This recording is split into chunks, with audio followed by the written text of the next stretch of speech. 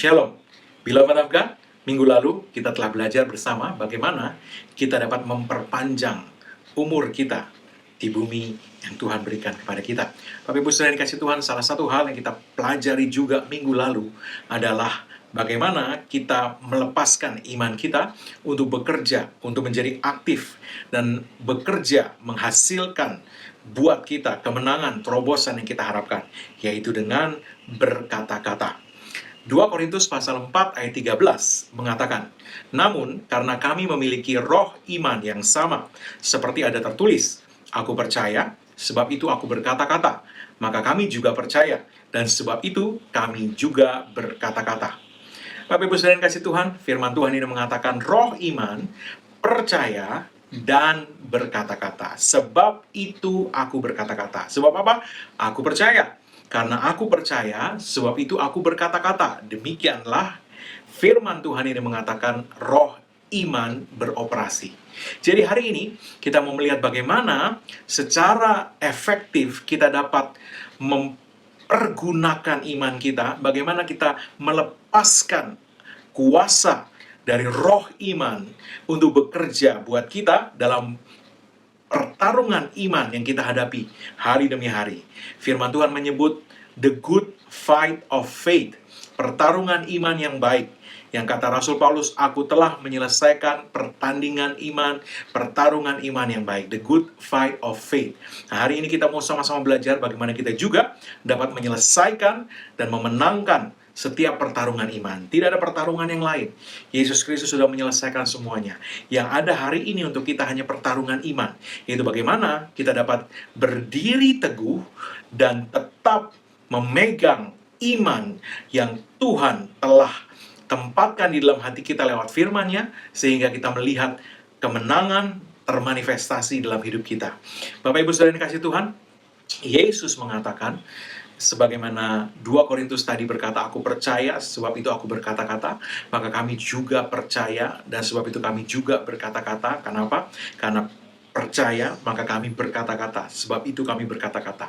Nah, Yesus mengatakan di dalam Markus pasal 11, ayat 22-24, dikatakan, and Jesus answering saith unto them, have faith in God, for verily I say unto you, that whosoever shall say unto this mountain, sesungguhnya aku berkata kepadamu, siapapun, whosoever, siapa saja, shall say, yang berkata akan berkata kepada gunung ini, be thou removed and be thou cast unto the sea, beranjaklah dan tercampaklah ke dalam laut, and shall not doubt in his heart, but shall believe that those things which he said shall come to pass, he shall have whatsoever he saith.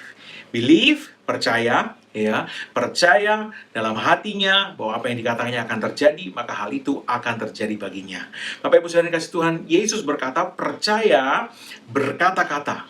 Percaya berkata-kata. Barang siapa berkata kepada gunung ini, asal tidak bimbang hatinya tetapi percaya. Berarti hatinya percaya, mulutnya berkata-kata. Hatinya percaya, mulutnya berkata-kata. Maka apa yang terjadi? Yesus katakan, gunung akan berpindah buat Anda. Itu caranya kita melepaskan iman kita sehingga menjadi aktif dan bekerja menghasilkan kemenangan buat Anda dan saya. Bapak Ibu saudara yang kasih Tuhan, iman tidak pasif. Dia percaya dan kemudian dia berkata-kata. Roma pasal 10 mengatakan bahwa dengan mulut kita berkata-kata, dengan hati kita percaya. Dengan hati percaya, dengan mulut mengaku, maka kamu diselamatkan.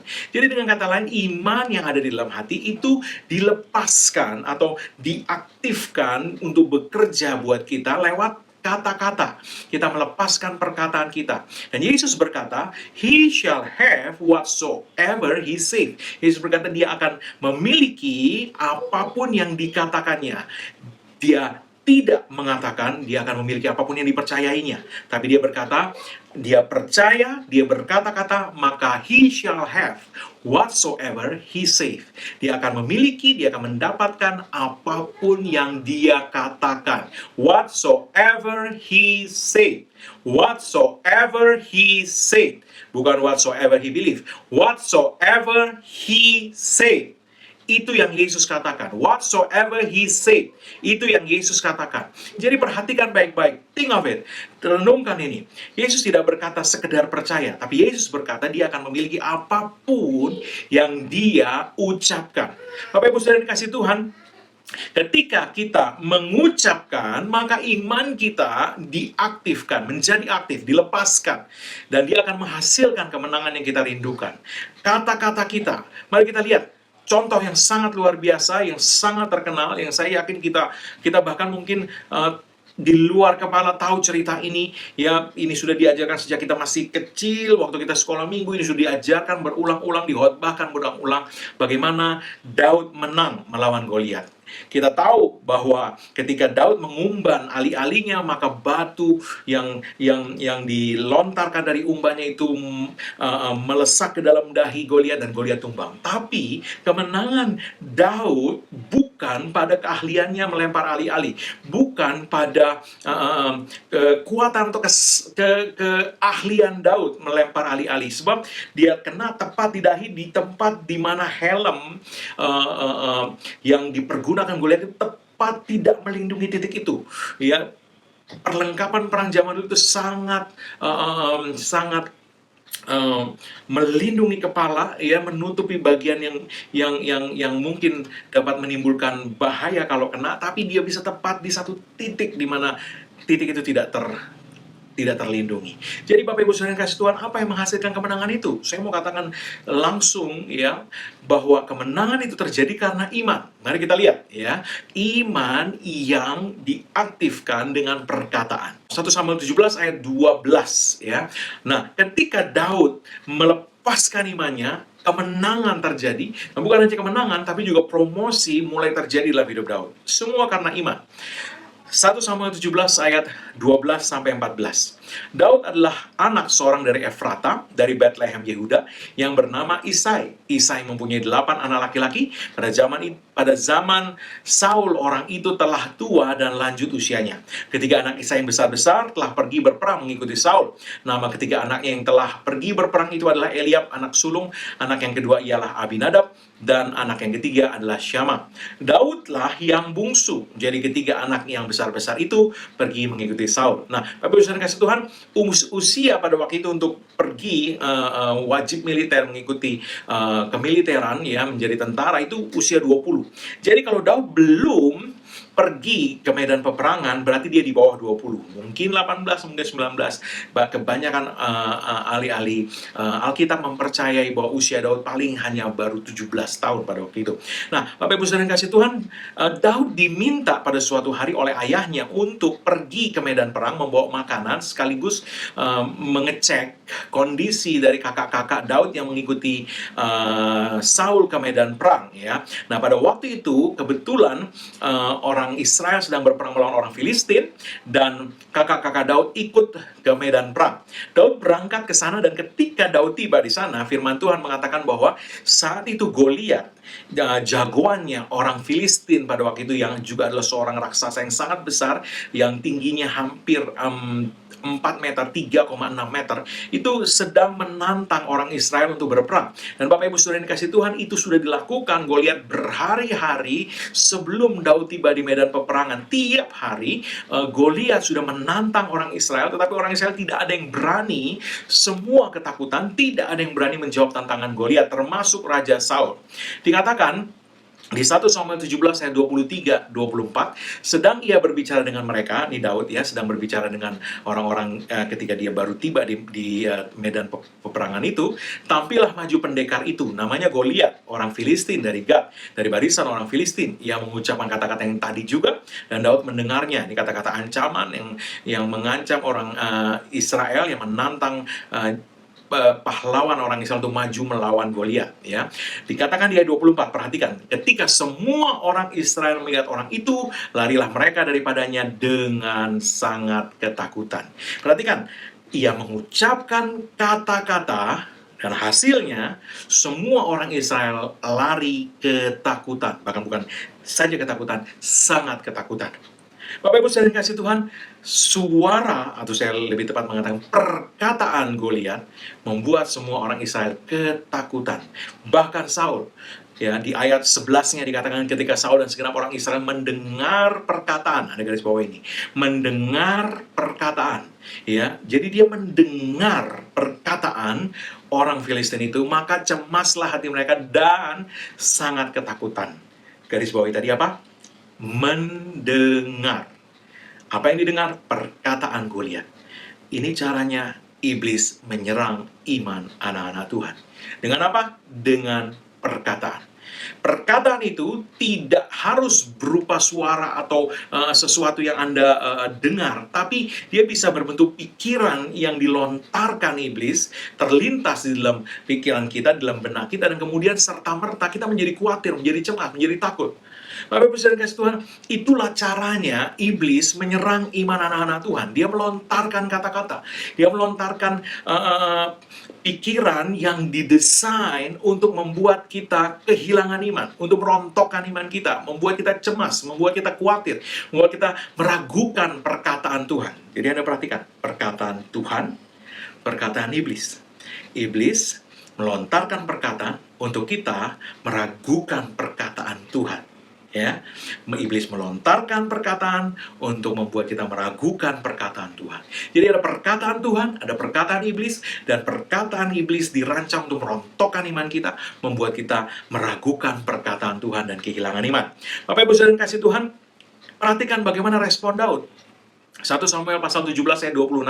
Lalu berkatalah Daud kepada orang-orang yang berdiri di dekatnya, apakah yang akan dilakukan kepada orang yang mengalahkan orang Filistin itu dan yang menghindarkan cemooh dari Israel? Siapakah orang Filistin yang tidak bersunat ini sehingga ia berani mencemoohkan barisan daripada Allah yang hidup? Siapakah orang Filistin yang tidak bersunat ini sampai ia berani mencemoohkan barisan daripada Allah yang hidup? Anda lihat respon Daud beda. Semua yang lain cemas, sangat ketakutan. Daud, dia tidak takut, bahkan dia mengatakan siapa ini orang, sehingga dia berani mencemooh barisan daripada Allah yang hidup. Dia tidak ada takutnya. Kenapa? Ya, perhatikan bahwa Daud mendengar Goliat tidak diam. Semua orang Israel yang lain dikatakan semua mereka dengar, cemas, takut, lari. Tidak ada satupun yang berkata-kata. Anda tangkap sesuatu. Daud memperkatakan sesuatu. Apa yang dia perkatakan? Imannya. Dia tidak diam. Dia mengucapkan apa yang dia percayai. Apa yang dia percayai? Dia percaya bahwa sebagai umat pilihan Tuhan, dia punya perjanjian. Sebenarnya semua orang Israel punya perjanjian dengan Tuhan. Ya, di masa perjanjian lama, perjanjian dengan Tuhan itu ditandai dengan sunat. Makanya dia bilang Goliat nggak bersunat. Atau dengan kata lain, kita ini umat pilihan Tuhan. Kita ini punya perjanjian dengan Tuhan yang ditandai dengan sunat. Orang-orang Israel semua disunat, tanda bahwa mereka memiliki perjanjian dengan Tuhan. Ini orang Filistin ini tidak bersunat. Goliat orang Filistin ini tidak bersunat. Dia nggak punya perjanjian dengan Tuhan. Kita punya perjanjian dengan Tuhan. Kenapa kita takut? Kenapa dia berani mencemooh barisan daripada Allah yang hidup? Nah, Daud tahu, dan sebenarnya bukan hanya Daud, semua orang Israel tahu bahwa di dalam perjanjian dengan Tuhan itu, di dalam perjanjian yang dimiliki orang Israel dengan Tuhan itu ada perlindungan sebagai bagian dari perjanjian itu. Dalam Kejadian pasal 12 dikatakan Tuhan mengatakan bahwa dia akan memberkati orang yang memberkati orang Israel, keturunan Abraham dan keturunannya, ya, dan dia akan mengutuk orang yang mengutuk mereka. Jadi ada perlindungan Tuhan di sana. Dan ini bukan hanya berlaku buat Daud, sebab semua orang Israel adalah umat pilihan Tuhan yang semuanya adalah orang-orang dalam perjanjian dengan Tuhan. Tapi tidak ada yang berani.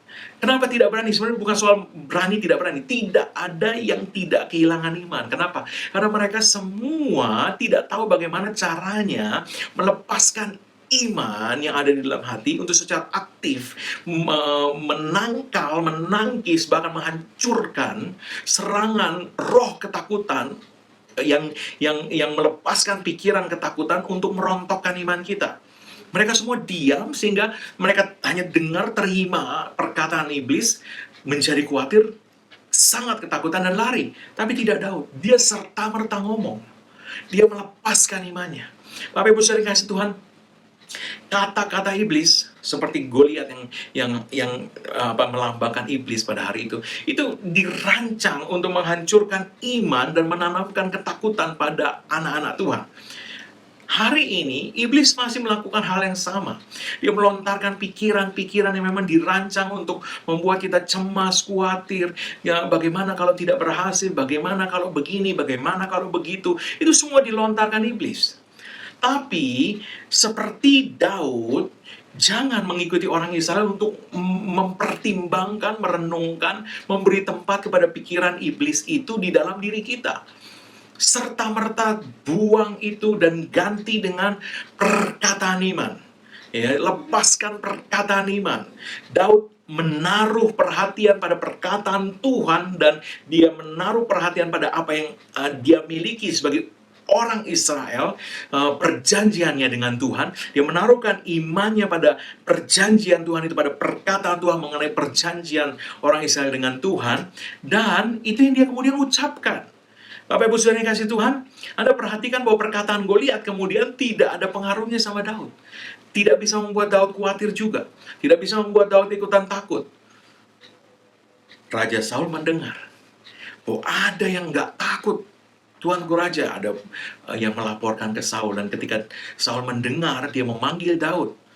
Dalam ayat 32, 1 Samuel 17 tadi dikatakan, ketika dipanggil sama Saul, Daud berkata, berkatalah Daud kepada Saul, janganlah seseorang menjadi tawar hati karena dia, hambamu ini akan pergi melawan orang Filistin itu. Perhatikan, Daud bilang ini, janganlah seseorang menjadi tawar hati karena dia. Nah, Anda perhatikan tadi, tawar hatinya kenapa? Karena dengerin. Dengan kata lain, Daud mau bilang ini, jangan dengerin.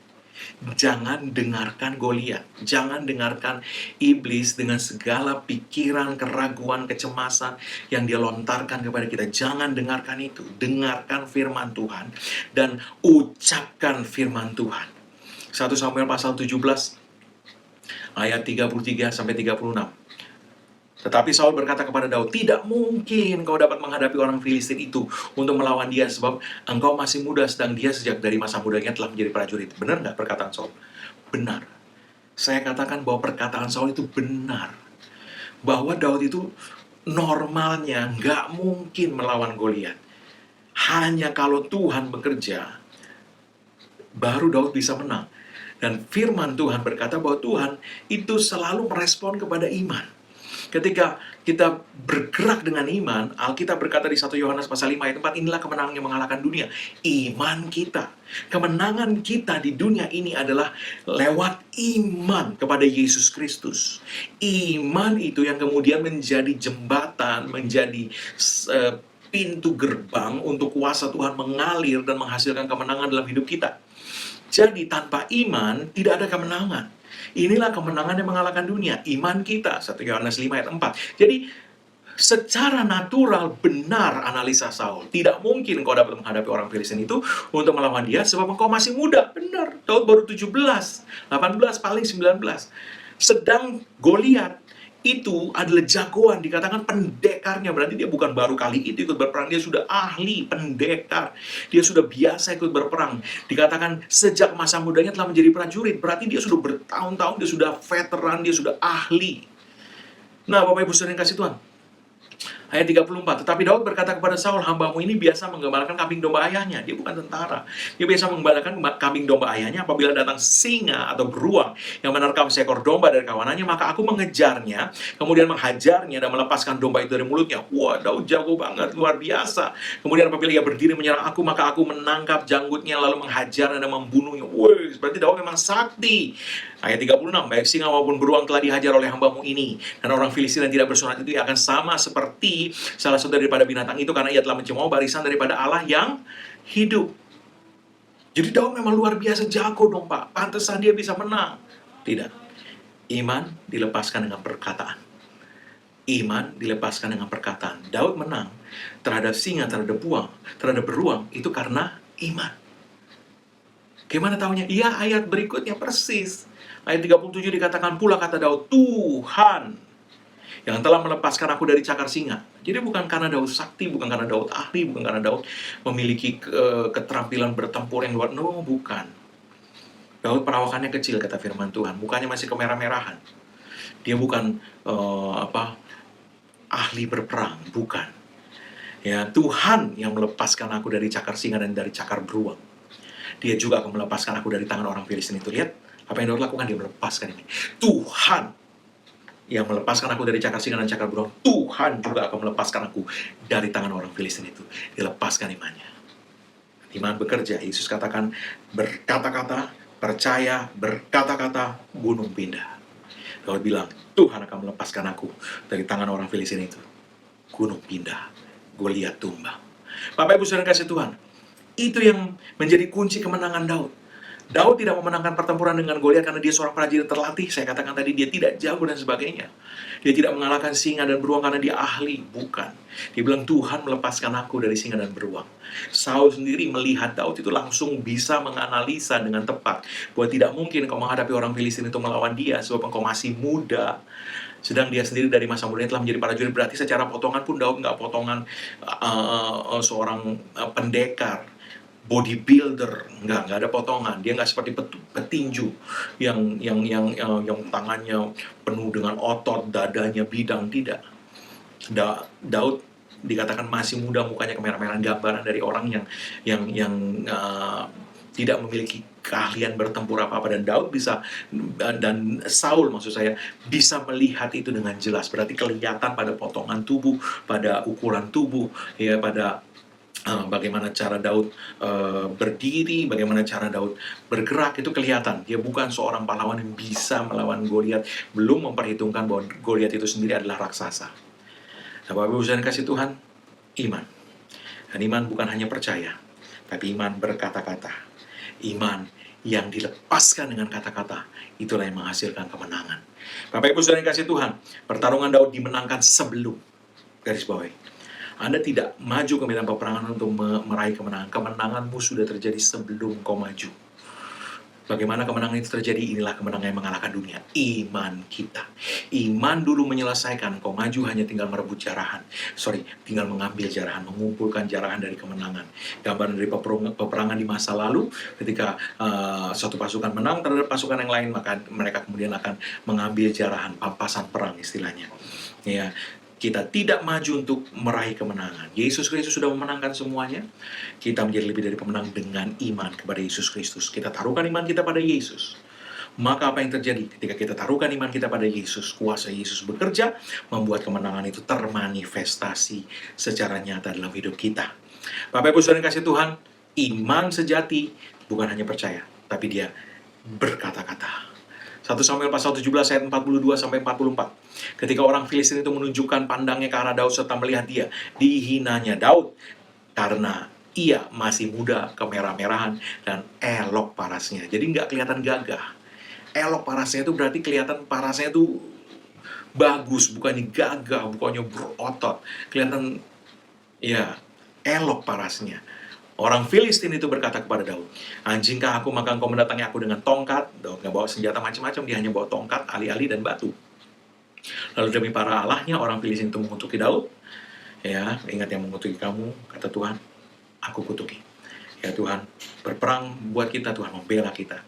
Pula orang Filistin itu berkata kepada Daud, hadapilah aku, maka aku akan memberikan dagingmu kepada burung-burung di udara dan kepada binatang-binatang di padang. Wow, secara kenyataan itu sangat mungkin terjadi. Untuk Daud mengalahkan Goliat itu sangat tidak mungkin terjadi. Apa yang dilontarkan Goliat itu sangat logis. Dan biasanya pikiran ketakutan itu sangat logis, sangat masuk akal. Tidak mungkin kamu bisa memenangkan pertarungan ini. Nggak mungkin kamu sembuh, nggak mungkin kamu punya anak, nggak mungkin kamu umur panjang, nggak mungkin ekonomimu membaik, nggak mungkin. Masuk akal. Tapi Daud tidak mendengarkan itu. Ini selalu dilakukan iblis, perhatikan. Dia selalu menyerang iman anak-anak Tuhan sebab kemenangan kita adalah kemenangan iman. Kalau iman kita berhasil dirontokkan, habis kemenangan kita. Tapi kalau iman kita tidak berhasil dirontokkan, maka kemenangan kita itu pasti termanifestasi. Garis bawah ini. Bapak Ibu saudara yang kasih Tuhan, sekali lagi saya katakan, sebab semua yang lahir dari Allah mengalahkan dunia. 1 Yohanes 5 ayat 4. Semua yang lahir dari Allah, Anda lahir dari Allah, Anda telah menerima Yesus sebagai Tuhan dan Juru Selamat Anda pribadi. Semua yang lahir dari Allah mengalahkan dunia. Dan inilah kemenangan yang mengalahkan dunia. iman kita. Apa? Iman kita. Iblis tahu itu. Itu sebabnya dia selalu berusaha menghancurkan iman anak-anak Tuhan. Bagaimana caranya? Dengan kata-kata. Dia lontarkan, hadapi aku, maka aku akan memberikan dagingmu. Berani maju ya, berani ngelawannya. Doa-doa, nggak ada gunanya doa kamu. Perkataan imanmu ngomong kosong, nggak akan ada hasilnya itu, nggak akan terjadi itu. Apa itu ngomong-ngomong Allahku menyediakan segala kebutuhan? Nggak akan, kamu akan bangkrut. Allahku menyediakan, Tuhan membuat, Tuhan memberkati sehingga bisa memiliki keturunan seperti Tuhan memberkati Adam dan Hawa, sehingga Tuhan berkata beranak cucu bertambah banyak. Nggak akan terjadi itu, kamu nggak mungkin lah. Lihat aja, kan dokter bilang apa? Lihat umur kamu udah berapa. Lihat aja, nggak mungkin kamu, nggak mungkin. Dia selalu mempergunakan kata-kata yang menyerang untuk iman kita rontok. Bagaimana menghadapinya? Saya sih tetap percaya dalam hati. No.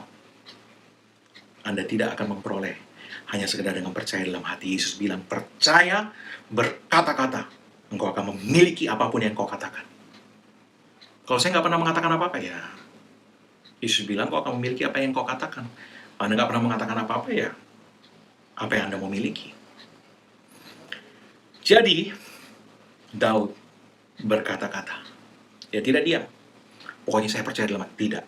Dia tidak hanya sekedar percaya dalam hati. Daud membalas perkataan Goliat. Ayat 45. Tetapi Daud berkata kepada orang Filistin itu, engkau mendatangi aku dengan pedang dan tombak dan lembing, tetapi aku mendatangi engkau dengan nama Tuhan semesta alam. Hari ini kita bilang, dalam nama Yesus, Allahku menyediakan segala kebutuhanku, menurut kekayaan dan kemuliaan dalam Kristus Yesus. Hari itu Daud ngomong, dengan nama Tuhan semesta alam, Allah segala barisan Israel yang kau tantang itu, hari ini juga Tuhan akan menyerahkan engkau ke dalam tanganku, dan aku akan mengalahkan engkau dan memenggal kepalamu dari tubuhmu.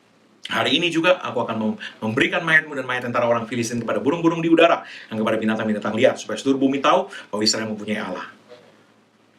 Dan supaya segenap jemaat ini tahu bahwa Tuhan menyelamatkan bukan dengan pedang dan bukan dengan lembing, sebab di tangan Tuhanlah pertempuran dan Ia pun menyerahkan kamu ke dalam tangan kami. Apa yang Daud lakukan?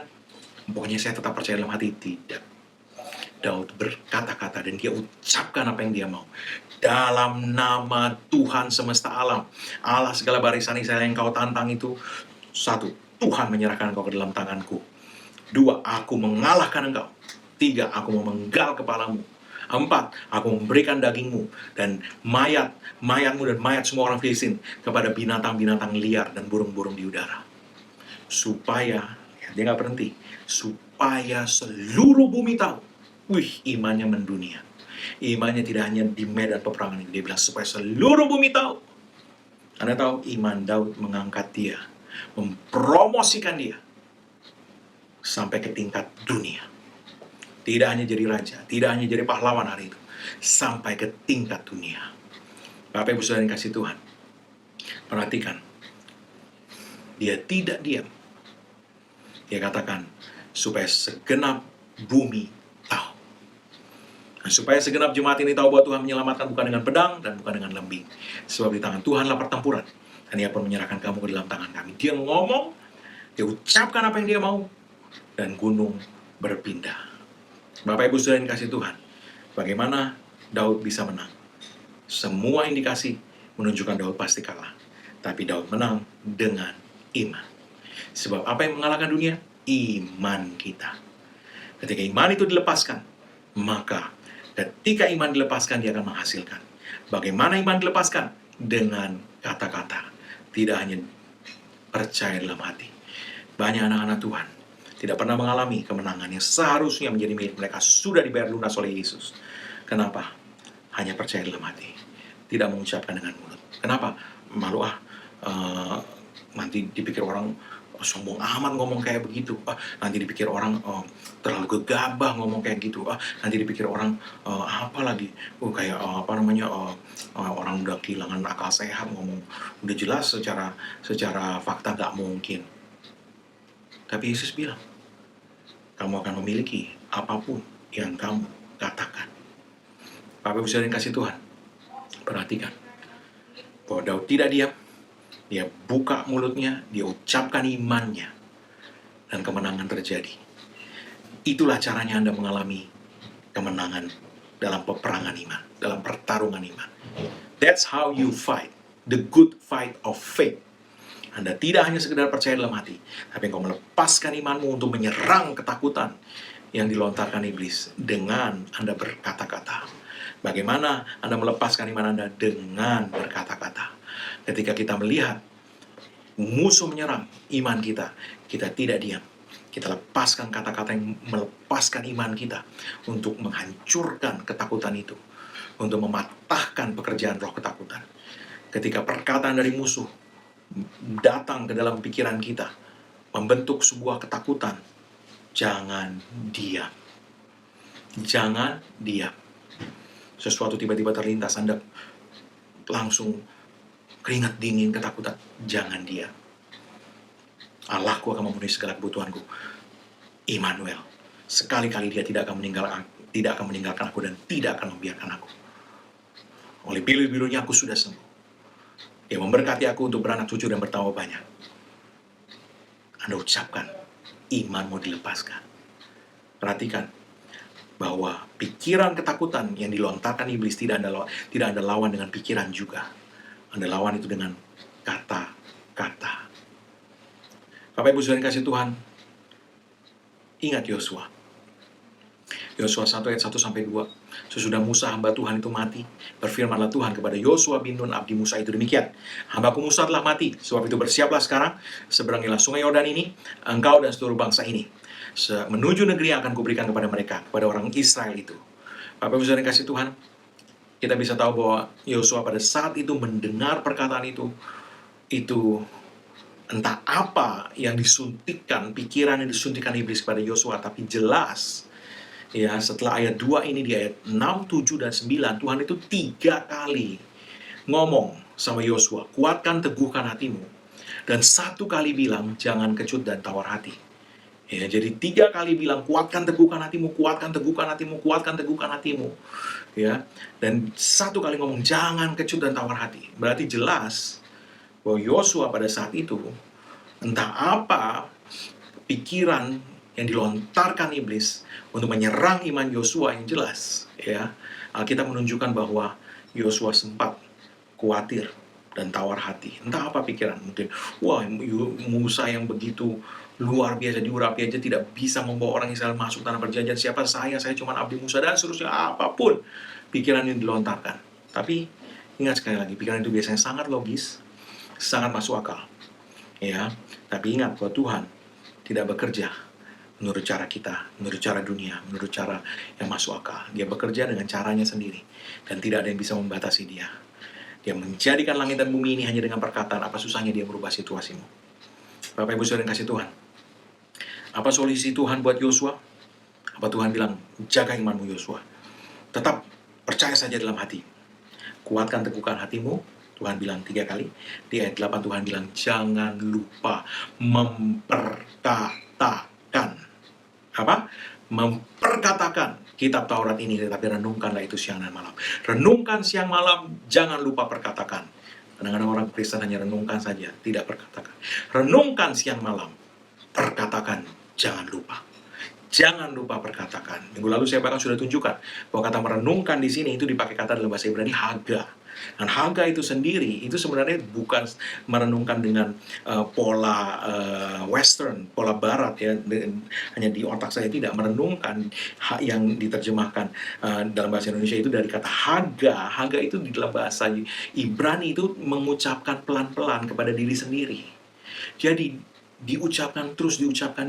Tuhan bilang jangan kecut dan tawar hati. Jangan kecut dan tawar hati. Tuhan bilang jangan kecut dan tawar hati. Gimana caranya? Jangan lupa memperkatakan.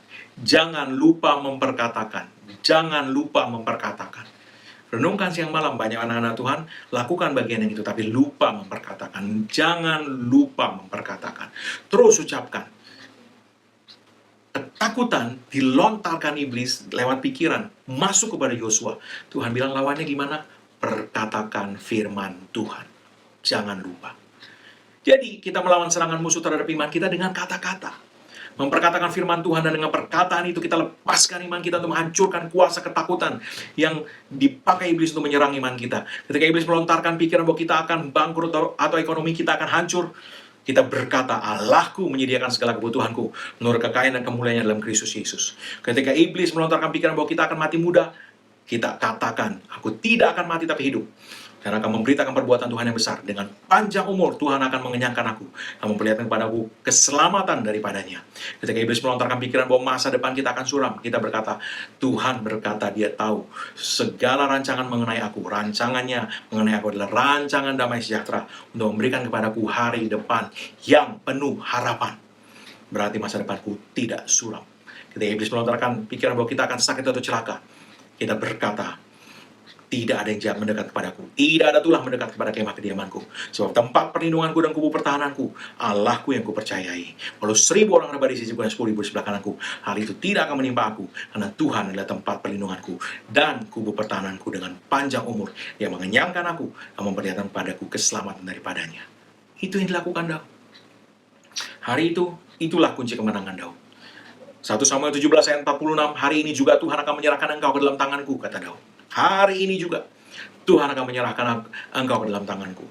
Aku akan mengalahkan engkau, memenggal kepalamu dari tubuhmu. Hari ini juga aku akan memberikan mayatmu kepada, dan mayat orang-orang Filistin kepada burung-burung di udara dan binatang-binatang liar, supaya seluruh bumi tahu bahwa Israel punya Allah. Anda perhatikan, semua yang diucapkan Daud terjadi. Yesus tadi bilang, kau akan memiliki semua yang kau ucapkan. Semua yang diucapkan Daud hari itu terjadi. Hari itu dia menang, hari ini seluruh bumi tahu cerita Daud. Haleluya. Bapak Ibu Saudara yang dikasih Tuhan, Goliat tumbang, Daud memenggal kepalanya.